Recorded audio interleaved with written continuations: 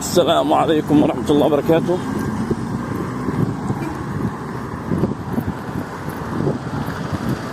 من زايد، من جديد، منطقة زايد اللي هي تبع محافظة الجيزة. بجري تمرين جديد، قلت بدل ما اخد العربية ولا الموتوسيكل ولا فيسبا ولا عجلة اخدها جري. رحت دفعت شركة المية وخلصت، فانا باخدها جري بستمر،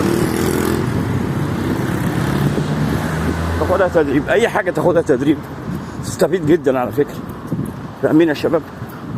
لازم الواحد يستفيد يوميا. هنا بقى محدش يبص لنا لان كله هنا بيتمرن، كله هنا بيجري.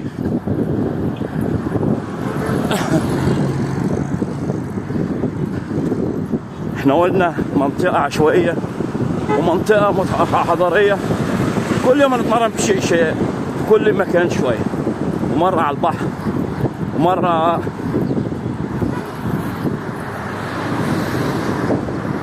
كابتن حسن سلطان من زايد مصر.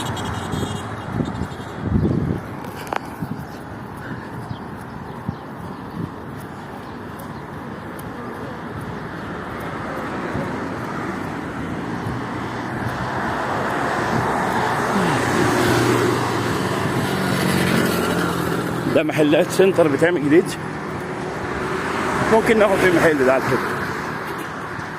احنا عندنا مكان هنا على فكرة في زايد هنا، يعني مستكنين في مناطق عشوائية بس.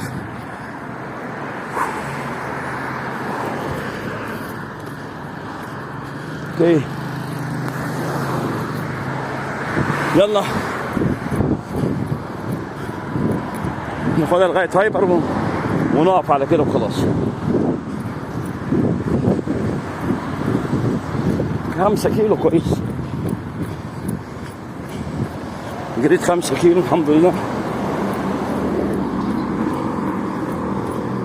ما نشغلش نفسنا بحد ونتمرن يوميا، نجري يوميا والى الامام.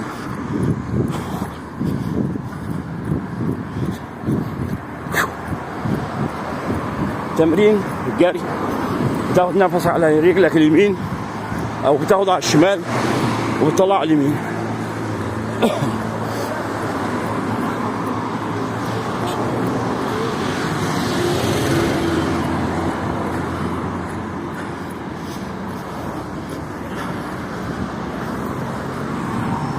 زايد يا شباب، على فكرة احنا من سكان زايد يعني،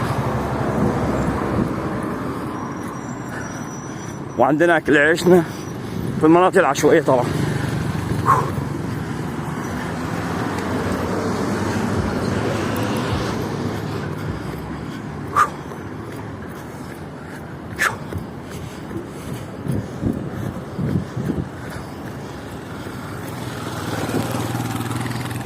السلام عليكم، كان معكم حسن سلطان من زايد الجيزة مصر. إلى الأمام ومستمرين،